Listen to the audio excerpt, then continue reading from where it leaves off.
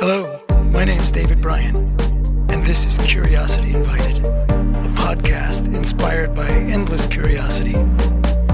Tune in for an open-minded conversation about interesting and important things. Well, hello, everybody. Welcome to Curiosity Invited. I'm David Bryan, and that other person, the lovely person on the screen, is Shari Foos. And Shari is a marriage and family therapist, educator, writer, social entrepreneur. She's a mover and a shaker. She gets things done. She does things and gets things done. She's got her master's, an MA from Antioch University in clinical psychology. And I did not know this until I got this bio. You have a master's of science in narrative medicine from Columbia University. And so maybe we can start right there. And thank you. But first of all, thank you. Thank you for being willing to spend time. So what is narrative medicine, and what do you learn there? What do you learn when you get a master's in narrative medicine, master's of First of all, science? thank you for having me. Narrative medicine was conceived as a way to teach empathy to doctors through their reading and discussing literature as a way to empathize with the characters. And from that experience, it transposes to the patient experience. Little things like hyper awareness to the fact that maybe I shouldn't turn my back to the patient while I'm typing. Appreciating the power of eye contact and the science of connection. Because everyone has heard now, if you look into someone's eyes for 4 minutes, you will love them. And of course, I find that true. But even more important, when a doctor has a meaningful connection with a patient and they care about their story and their person, the person follows the protocols better. The person gets better. In the same way that when we were kids, the guy came with, the black bag and what was in it? A stethoscope. But he sat on the edge of your bed. Yes. And we regulate each other with our eye contact, with our breath, and with our caring. So it was fabulous and rooted in social justice. And most of the students were doctors or literary students. No kidding. Yeah. No kidding. That's great. That's It is great. great. Yeah. And it is, I'm assuming it's not a requirement for medical school, but perhaps it should be. Exactly. There are some schools that require it. I believe Columbia does. There are different universities around the country that do this work. Some call it medical humanities, some call it narrative medicine. Yeah. But it's a big duh. Really? Yeah. Yes, Yeah. really. Exactly. A little Yeah, really. humanity is very healthy. Yeah, that's great. That's great. Okay, but we're not here to talk about that, sort of, but we are here to talk about. So in addition to what I just said about Shari Foos, Shari is the founder of what is called the narrative method, which is clearly related to narrative medicine, but it's not the same thing. It is so you tell us, is you founded the narrative method, which is a nonprofit, it's 501c3 nonprofit organization, and what does it do, and why did you start it? I started it in response to the crisis of connection. And this was before the pandemic. I started it about 12 years ago after I finished the program at Columbia. And I had done many, many live group experiences throughout my life. Even before I became a therapist, I was a performer. And I just loved the power of groups to normalize your experience. So if you're talking to one person and they care for you and they try and soothe you about something, you feel better. But when a whole group of strangers are nodding, then you realize, wait a minute, maybe I'm not crazy. And in doing that, the group comes together in a very warm and safe environment. So we do creative writing to prompts. This is all online. We also do in-person events, but the online program, which happens several times a week, is free. And they're 1 hour sessions in which people get prompts to write to, two different prompts for a total of 14 minutes. They're not allowed to judge themselves or each other. There's no criticism at all, no feedback, not even compliments. Because once we start qualifying other people, it diminishes the sense of safety.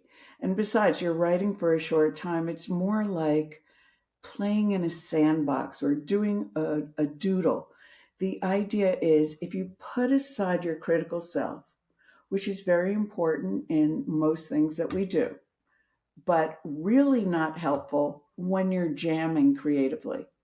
So if you put that aside and just trust that the genius of your imagination can guide you, Hmm. and then you can be as surprised as everyone else about what you came up with.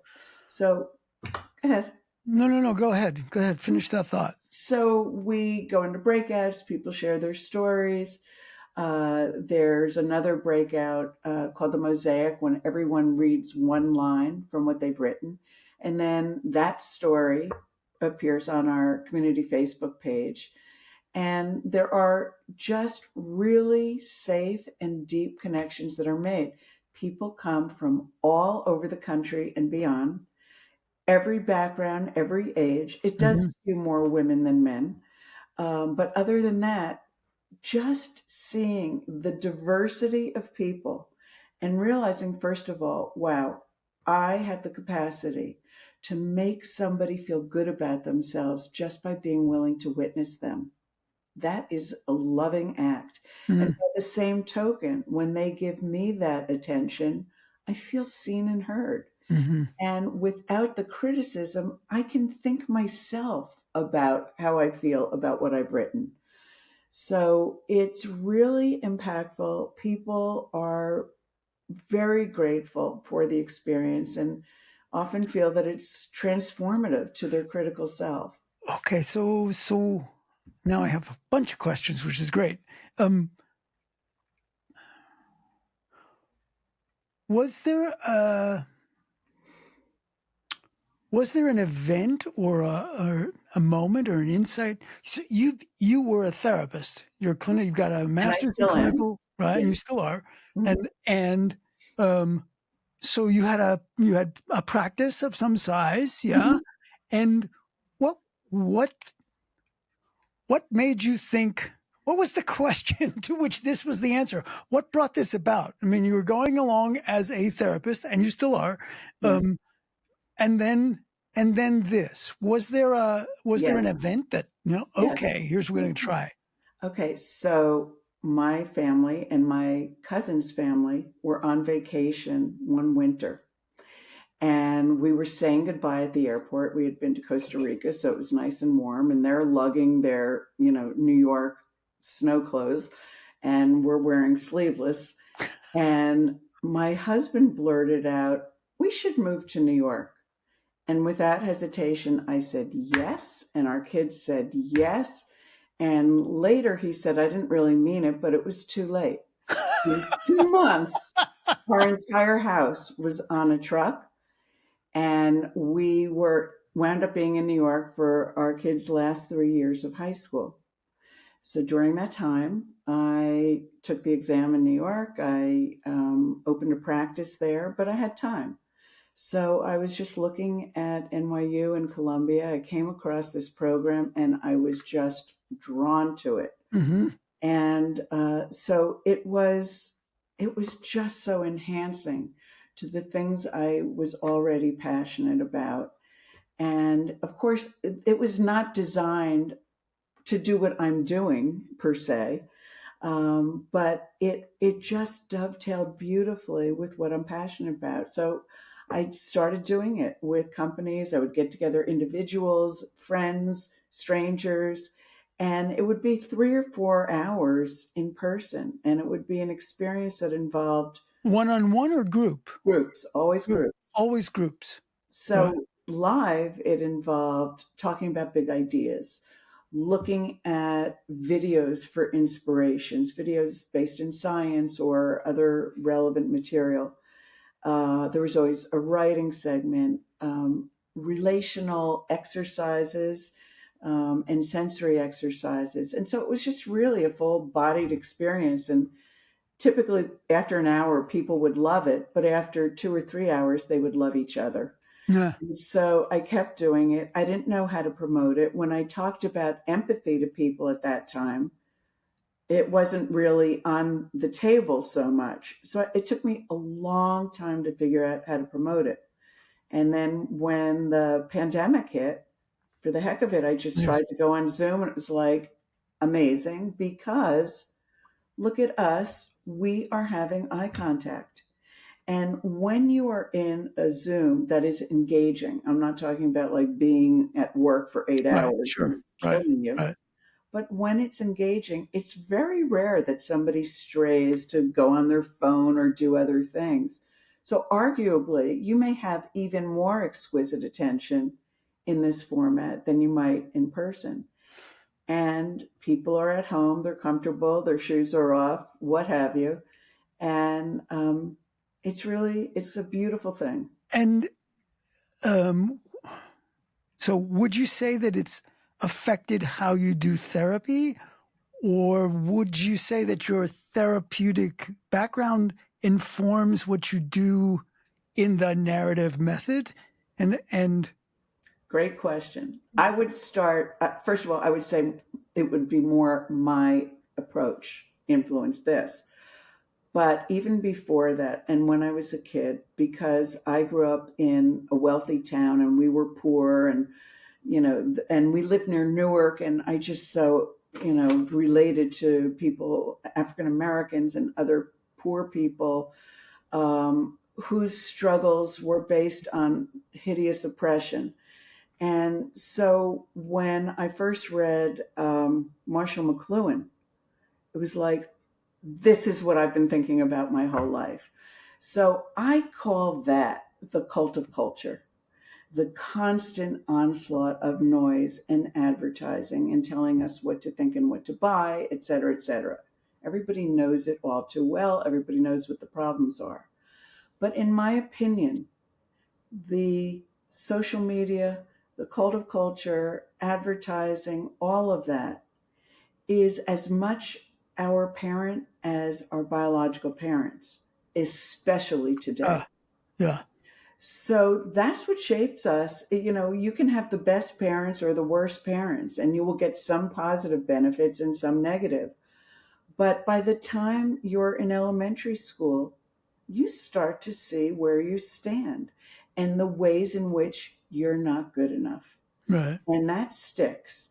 And so the only way we can really combat those negative introjected ideas is to consciously and deliberately try to refute them in real time with the positive.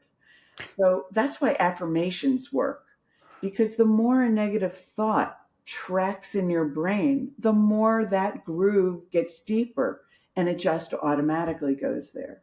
So this is me speculating, but um,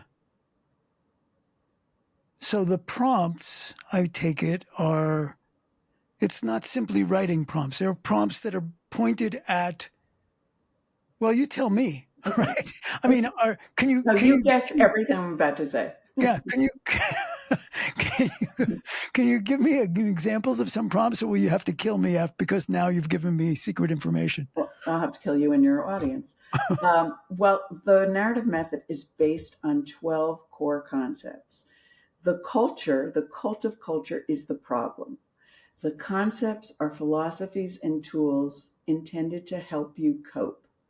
So the primary ones are relational mindfulness, which means us first, then you, then me. And Us then first, then you, then me. me last. Right, I get it.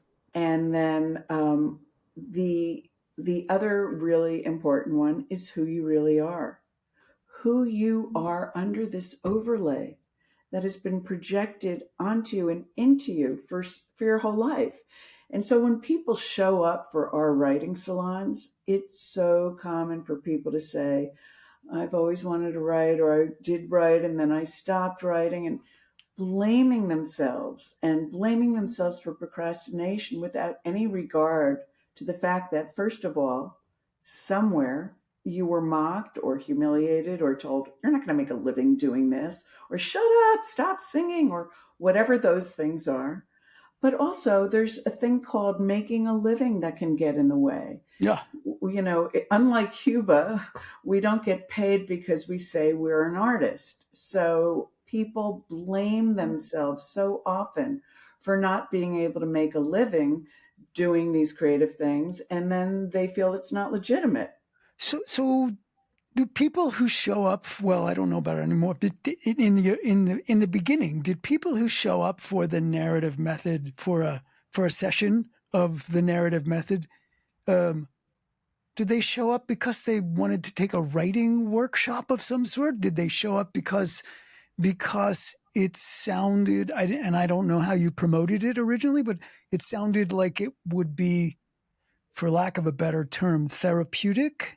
It is And therapeutic, but it's not therapy. it's not therapy. And the Quite specifically, it's not it therapy. is not therapy. It's non-hierarchical. I don't know what's best for you. I don't know what's best for you, even if I'm your therapist. Yeah. But the point of no feedback is to allow yourself to get into the habit of listening to yourself, coming to your own conclusions, discovering what fascinates you, what excites you.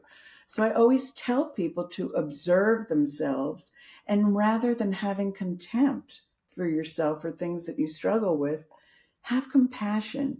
And through that compassion, you can start to deconstruct, oh, that's why I feel insecure there or reluctant here.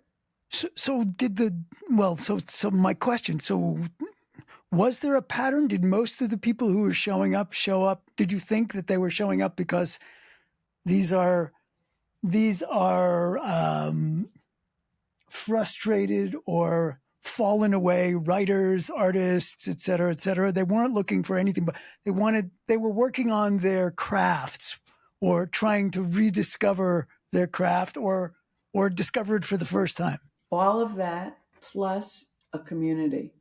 community that is safe and supportive and just really creative. So I believe we all have a creative force.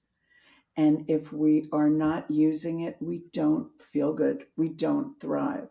Whether that is an artistic endeavor or something else that you're passionate about, Mm-hmm. we need to engage with that. But of course, unless you're going to a really good SEL school, an elementary school, or progressive education, you may never be exposed to those ideas or invited to check out your own mind. Yeah. So here we're all about coloring outside the lines. Like, forget the rules and pay attention to what your own drive is telling you. It's not easy, it's not quick to connect to that. Do people show up to you? You said community. So do people show up more than once? I mean, Oh, is it yes. actually building a community Oh, of? yes. We have 30,000 people who've gone through this. Some are regulars. I don't think anybody comes to every single one, but Yeah. a lot of people come regularly. Some people will come regularly for a while and then take off and then come back. But we don't put any pressure. Yeah. It's free. You can sign up for as many as It's you want. free. I want to underline that. This is not somebody trying to, like make $1 million No, doing this. there's no It's upsell. free. We do have cards. Here's one of our decks. And these cards are based on the 12 core concepts, but they're questions that are very evocative. So if you do it with someone you know well, you'll probably be surprised to learn some things you didn't know. Yeah. And what a great way to meet someone new, or to go to a holiday dinner instead of fighting about Yeah. politics. Yeah. Yeah. Right. Um, so wait. So did you want to say more about what the 12 12 one of Core the concepts principles, are? core concepts are, or um, some sample prompts? I mean, would that be Oh, would that shed light on what it is? maybe. Let me just say, well, tonight, since this is not going out tonight we are looking at the core concept of kaleidoscoping. And kaleidoscoping is all about perspective. So that what we're trying to do is we're trying to break out of obsolete beliefs and upgrade them. And by the way, upgrading is another concept. So, the idea of kaleidoscoping is to appreciate, especially when you're stuck and you think, I'm stuck, I just can't get past this. There's always another way to see the same thing. If we were in a room of people and I put my hand up, everyone is seeing it from a slightly different angle. So, just as a way to encourage people to always broaden and look for a bigger picture. So, for instance, okay, so there are several segments. And first, we do the ground rules. By being here, you agree to mutual respect and confidentiality. There's no recording, no AI, no repeating other people's words or stories.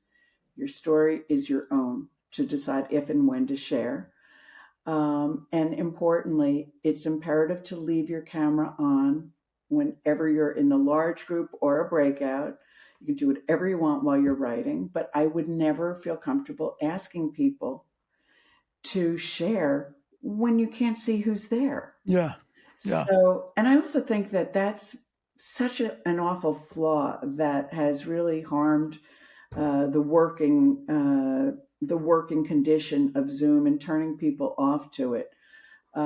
So this week we are looking at the core concept of kaleidoscoping, which is defined as reflecting and expanding your point of view to discover a multitude of perspectives.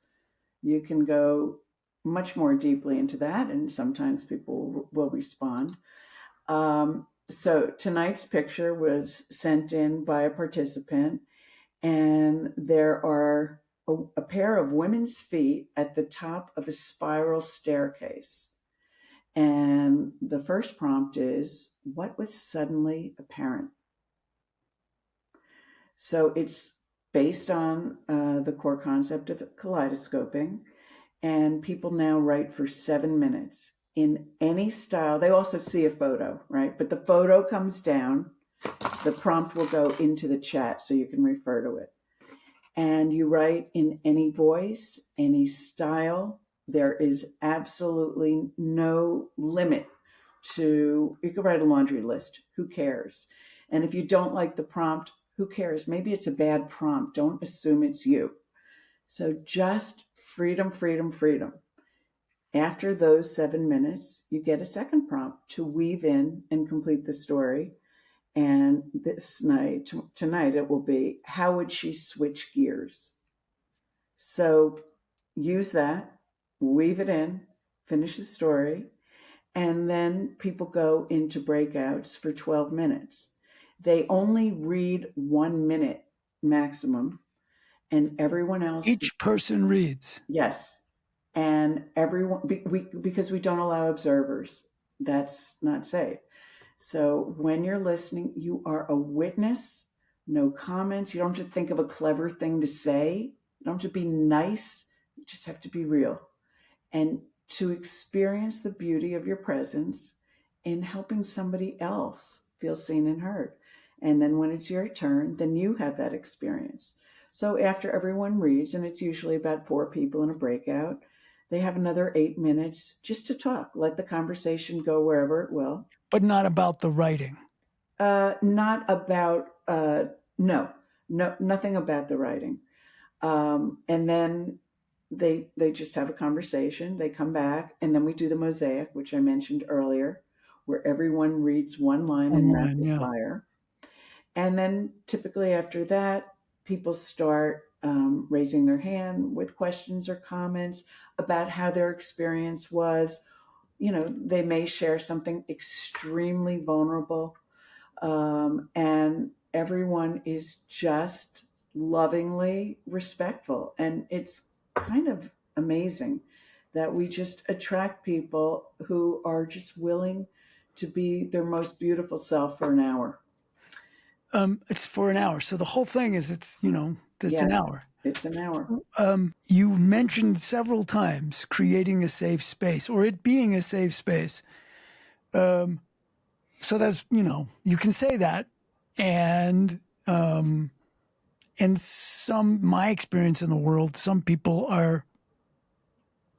I'm not even sure I'm allowed to use these words, but some people are better at holding safe spaces for others than other people are, Yes. and um, and some people are more willing to share of themselves Yes. in spaces, regardless of how safe it may be. Right. So what are the, for lack of a better term, what are the skills that someone needs to do, The both as a facilitator. participant and as I'm assuming there are other facilitators, or is it Yes. all, yeah. Yes. There's other. So, and how do you do quality control? Well, one of the reasons that the online evolved into writing is because when it was live, we might show a video that Ah, might bring up a lot of ideas. People would go into breakouts, and I could walk around and just check on things, and other facilitators as well. But when you're in a breakout, I don't know what you're doing. I don't know what you're saying. So I want you to have something very deliberate to do. So in the reading, that's deliberate. And then in the conversation, we're just trusting everybody to enjoy each other. There's also one on one breakouts with yet another prompt based on the prompt. So tonight, the pairs will be, when did seeing another angle help you make a decision? ah, And so now they go for 5 minutes with someone, and this and is a more specific question, right? Yeah, this is a personal question. The other prompts are more yeah, meant to write a story or a sure, poem, or sure. but you're always willing to journal. I mean, invited to journal. So how do we make it safe? So we make it safe in a bunch of ways. First of all, it's not about us, the facilitator. So, like a therapist, we're not going to say anything unless it's going to move the conversation further, or speak to something that should be addressed, or comment when somebody else is speaking. Um, there's a lot of humor in the experience. It's humor, humanity, stories, and creativity. And I think humor is really a great way to neutralize vulnerability. And so, because I'm imperfect, I always can use myself as an example of, don't worry about, there's no mistakes or whatever. So, inevitably, if I make a mistake, I'll say so. And there are things like that. And also, I don't want to sound all woo woo, but it is my Because intention. after all, you did live in New York for a while. Yeah. Exactly. Well, that'll knock the woo out of you. But my intention each time is to love every single person, whether or not I have a direct conversation with them. We're all making eye contact with each other. In fact, we do that for a few minutes. We also may do some fun impromptu things. If there's some time left, we may do a haiku, or we may do, show and tell. Go grab something, that you Yeah. don't know why you're hanging on to this, Right. and just things to make people laugh. Those are the things that really bind connection. So those are some of the ways that we create safety. And then we have the rules. And so if you don't have your camera on, we give you 3 pings. And if you still can't get it on, we remove you for today. We don't keep score. You're not bad. You can come back next time, but it's an expedient way to deal with the limitations of Zoom. But we never blame. We always try and honor someone else's perspective. But the only time I do interfere is if somebody's beating up on themselves. So if somebody says, I'm not creative, or, I've just procrastinated, I may say, hang on, raise your hand if you feel like you're a procrastinator. And almost everybody will raise their hand. It's not that you are a procrastinator. We procrastinate for various reasons, some of which may need to be addressed in a mental health kind of a way. Mm, But for the most part, it's really about understanding what's going on with you and understanding, what the avoidance is. Is it afraid? Is it the fear of being laughed at? Is it the fear of failing? Is it the fear of whatever it is? I'm not going to assume that it's one box or another, and it's often a combination of things. So again, rather than contempt for yourself, be curious, love yourself, or have some capacity. You can't do it 24/7, but have some capacity to do what I call hand to heart, to put your hand on your heart and connect with your heartbeat instantly. And then that hand, your dominant hand, is soothing you from the outside in. But from the inside, you feel that soothing.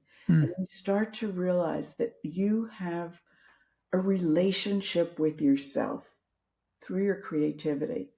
And when you have that, you're never completely alone because you have, whether it's ongoing ideas or conversations or projects, it's really important to appreciate only you knows the depth, no, the depth of details of the things that have happened, and so many of which we can't really remember. We may not be able to articulate in words, but when we're not interrupted, when we're not defended against the shame, our minds open up to it. And we may notice, oh, wow, that's because my father never let me, blah, blah, blah, or other kids or whatever. I'm assuming, and this may not be true, but I just assume um, sort of telling if people look, a lot of people are ashamed, right? I mean, they're and telling them there is no shame here. You can't make them, you can't make a mistake here, whatever. It's got to take some practice for It people to does. do It that. does. But they instantly experience it. In fact, every time when newcomers always stay at the end, there could be four, there could be 20. And to a person, almost everyone appreciates it, and articulates that. But so many people will say, first of all, they had no idea what it would really be. But second of all, they feel liberated Mm, because, and you're absolutely right. It's not like one time, boom, you're fixed. yeah, Same with the revelation. You don't have a revelation and then the rest of your life is, all put everything piece of together. cake. It's just, it's momentary. You have to back it up, Yeah. practicing that thing. Okay, so it occurs to me, if so people show up, they participate in this thing, they uh, they may get to a tender place.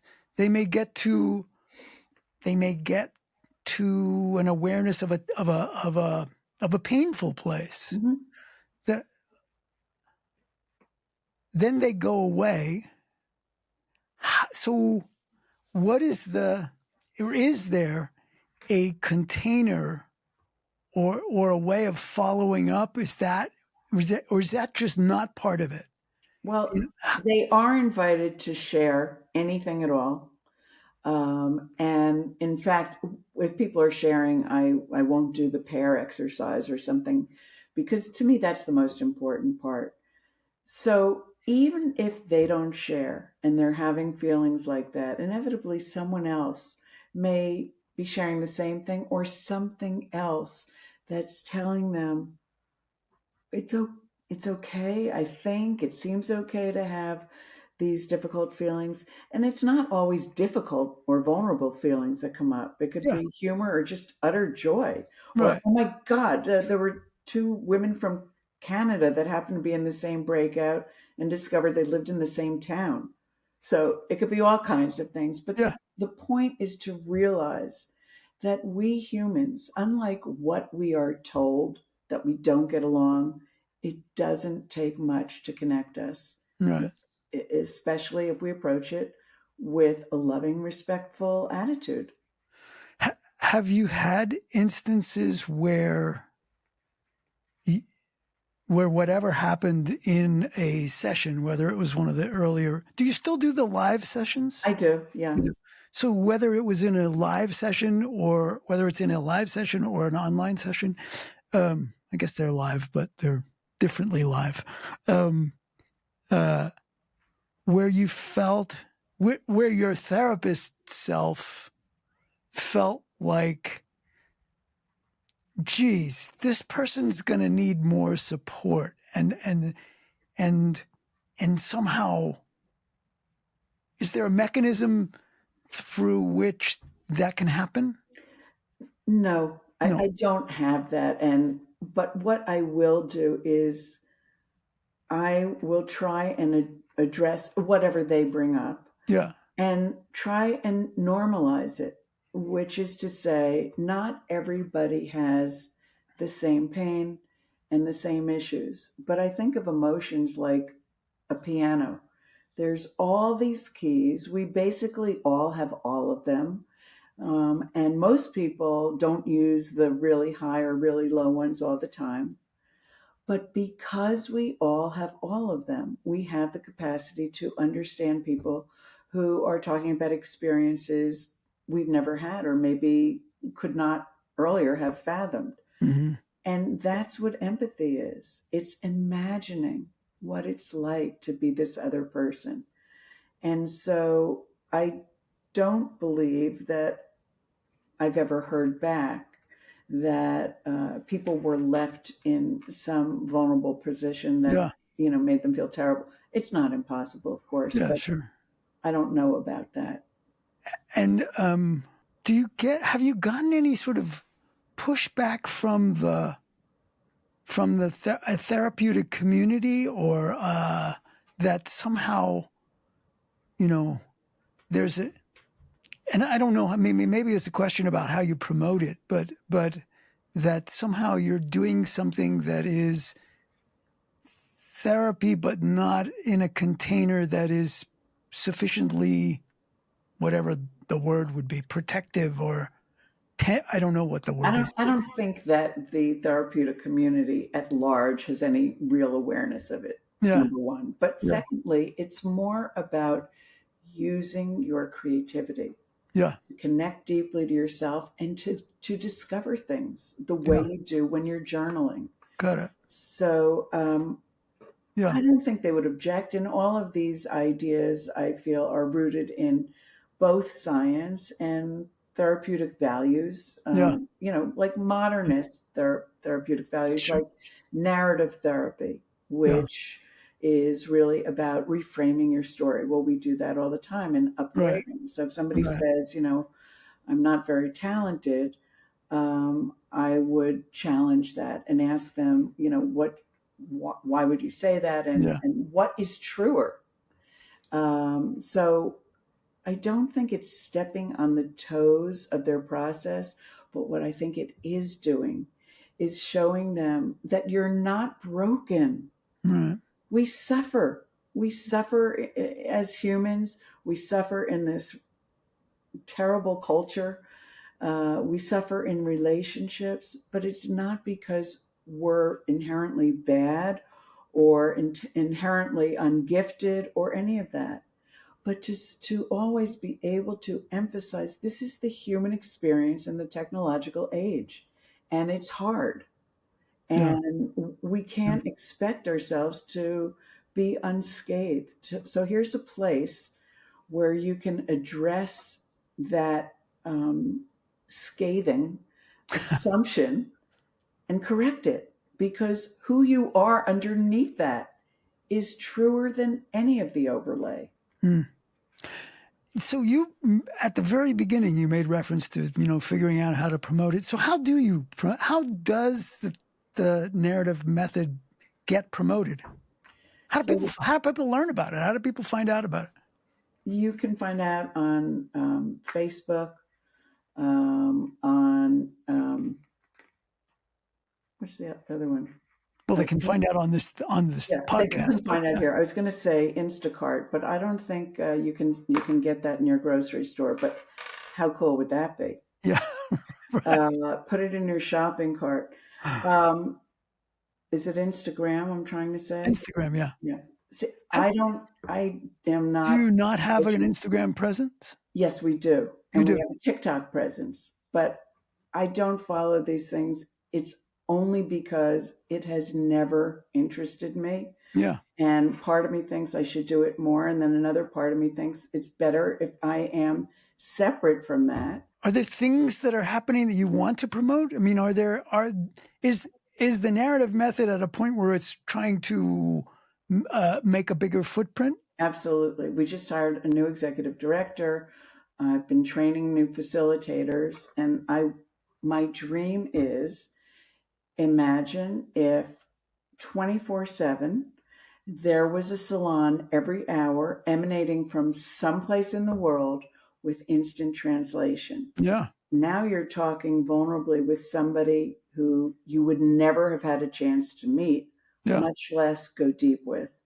And that is really one of the things that's so powerful to realize it's just in using who I really am, my humanity and my creativity, that we can touch each other and regulate each other for the positive. There really is, and I can't believe this is coming out of my mouth, but you know, obviously there's a lot of crap everywhere. There's a lot of crap on Facebook and Instagram and TikTok and whatever.